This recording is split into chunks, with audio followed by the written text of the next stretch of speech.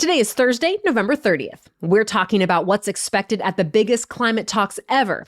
Also, another breakthrough in the Middle East, and remembering one of the most powerful and polarizing figures in American politics. Plus, what to know about the reliability of electric cars, the possible drug to help dogs live longer, and the trend that goes viral every year, one that makes us realize what kind of music fans we really are. Those stories and even more news next. Welcome to The Newsworthy. All the day's news in about 10 minutes. Fast, fair, fun, and on the go. I'm Lacey Evans, filling in for Erica Mandy. Thanks so much for being here. You ready? Let's do this.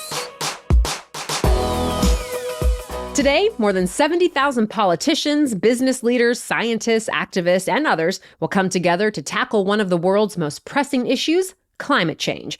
They're attending the annual United Nations Climate Conference called COP28, which is now bigger than ever. COP stands for Conference of the Parties, and this is the 28th year the United Nations has put it together. The point is to help countries figure out how ambitious their climate program should be and to make commitments to the rest of the world. And some are hoping this year all the leaders will reach an agreement to cut methane emissions. There could also be some big announcements about new investments in clean energy, though some people are skeptical, partly because the top leaders from two of the world's biggest polluters, the US and China, aren't going to be there. Another reason people are criticizing the summit is the host. It's being held in the United Arab Emirates, and the president of this year's COP is also the head of UAE's state-owned oil company. Well, leaked documents show he plans to talk about the interests of oil and gas companies, which environmentalists aren't happy about. Still, other foreign leaders, even geopolitical rivals like the US and China, have been collaborating on climate solutions already ahead of the summit. So, some reports point out that bodes well for progress. COP28 runs through December 12th. It looks like the work of international mediators has once again paid off in the Middle East. Just minutes before a truce between Israel and Hamas was set to expire, both sides announced they'd extend it at least another day. And the same terms apply, which means a break in the fighting to make way for humanitarian aid to get to Gaza, and for Israeli hostages and Palestinian prisoners to be set free. The latest exchange happened just last night. And now we're starting to hear what hostages and prisoners have been going through the last couple of months. Some of the Israeli women and children who were released from Hamas captivity speak of being beaten and threatened, moved from place to place, given little food, denied showers, and forced to whisper for weeks. Meanwhile, some of the Palestinian prisoners who were released say their conditions in Israeli jails were also bad and got worse after the October 7th attack. That suddenly they were denied food and medicine, and new prisoners were coming in after being assaulted. But this temporary truce seems to be making a difference, not just for bringing people home, but for giving the people in Gaza some relief. So far, this pause has allowed up to 200 trucks of aid to be delivered each day, though officials say conditions in Gaza are still getting worse, especially since most health facilities are shut down and disease is spreading rampantly. So today, Jordan is hosting a conference with the United Nations and international relief agencies with the aim of coordinating even more aid to Gaza. American Secretary of State Antony Blinken is also back in Israel this morning for the third time since the war broke out.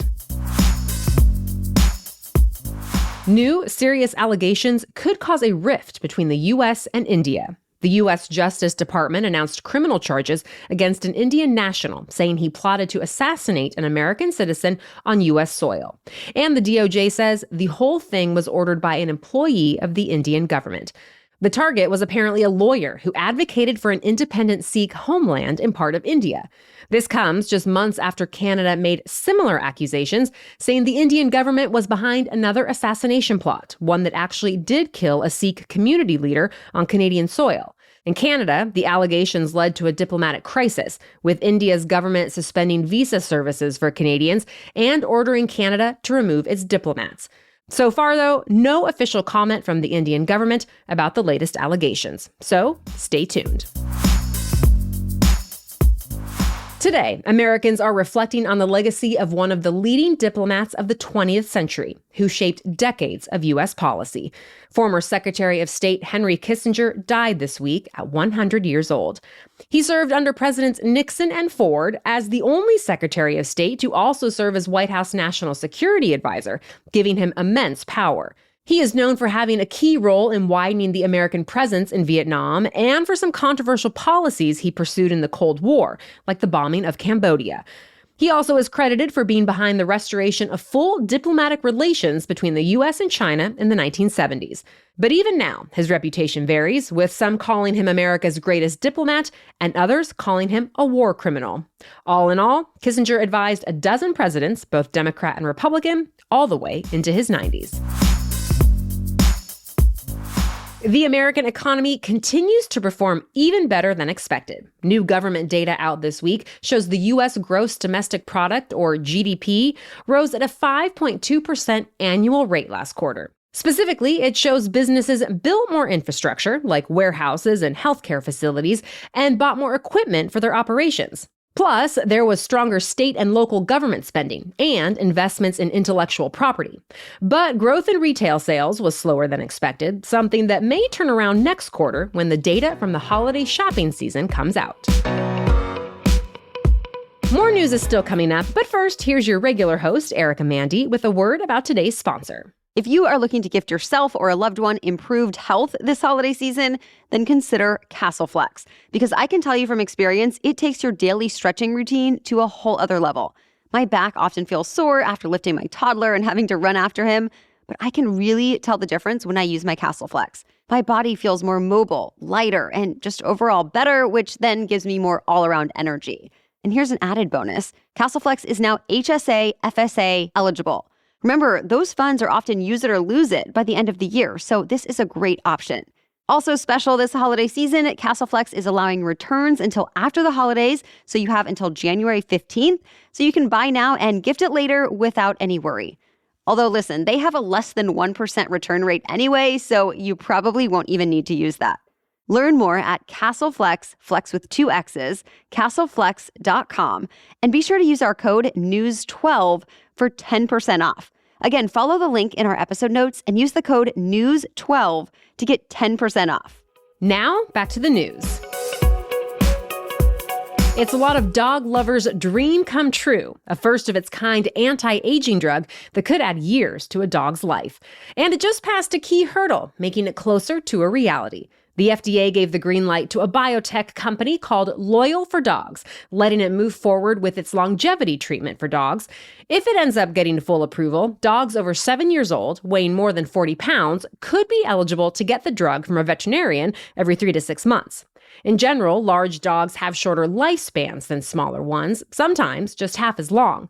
But this drug is apparently designed to reduce a growth-promoting hormone that leads to health problems in larger types of dogs, closing that gap. The drug still needs to undergo more in-depth clinical trials to show it really does help large dogs live longer, while also following the FDA's safety and manufacturing criteria. But the FDA told the company early results are promising. Loyal for Dogs is hoping for FDA approval by 2026. Then the company says it's hoping to help humans too. There could be a setback in the transition to electric vehicles. The latest survey by Consumer Reports found EVs from the 2021 through 2023 model years have had nearly 80% more problems than traditional gas vehicles. Consumer Reports says most often the issues are with battery and charging systems. Consumer Reports also concluded that plug-in hybrids tend to be even more trouble-prone, with 150% more problems than gas-powered cars.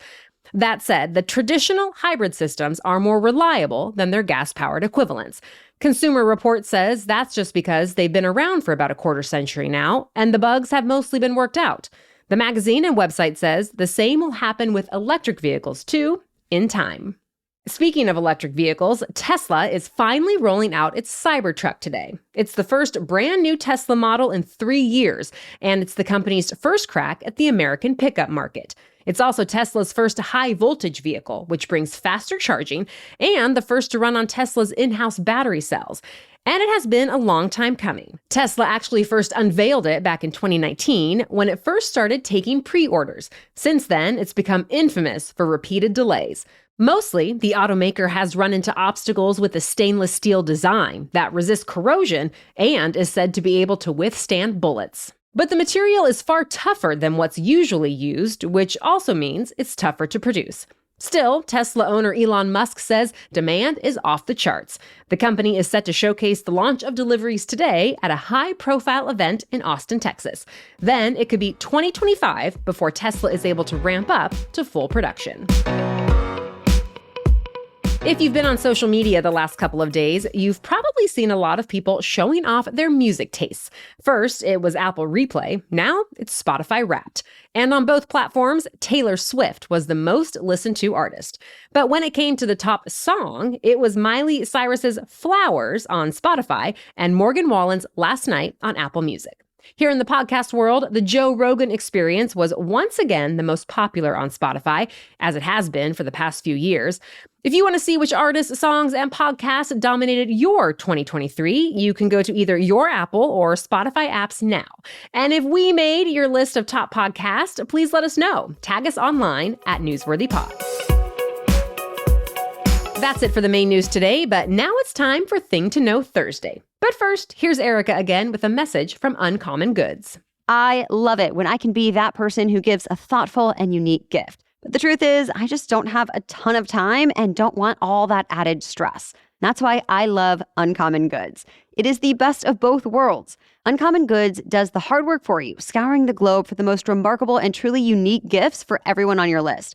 And you get the convenience of just browsing online and choosing your favorites that are still thoughtful. Because whether your person is a coffee, wine, or book lover, a gardener or a chef, a hiker, traveler, entertainer, or homebody, there is something for everyone. It's such an easy way to support artists and small independent businesses too. And with every purchase you make at Uncommon Goods, they give back $1 to a nonprofit partner of your choice. They've donated more than $2.5 million to date. To get 15% off your next gift, go to uncommongoods.com/newsworthy. That's uncommongoods.com/newsworthy for 15% off. Don't miss out on this limited time offer. Uncommon Goods, we're all out of the ordinary. Now back to Thing to Know Thursday. Perhaps you've seen large amounts of acorns or other nuts on the ground recently and wondered what's going on. One possible reason, we could be in what's called a mast year. Nut-bearing trees have on and off years. Scientists say 2023 is considered an on year, which means those acorn-producing oaks, as well as a black walnut, beech, and other trees, can drop thousands more nuts than usual. Researchers don't really know why this happens. There are theories it could be related to temperatures, rainfall, and pollen levels, but no one knows for sure.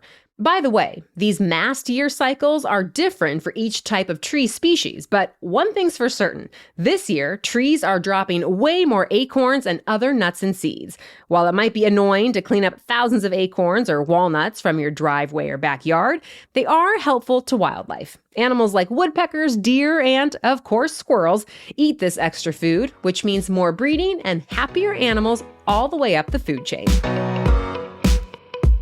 All right, thank you for listening today and allowing me to fill in for Erica. We'll catch you up on more news to know tomorrow. Until then, have a great day.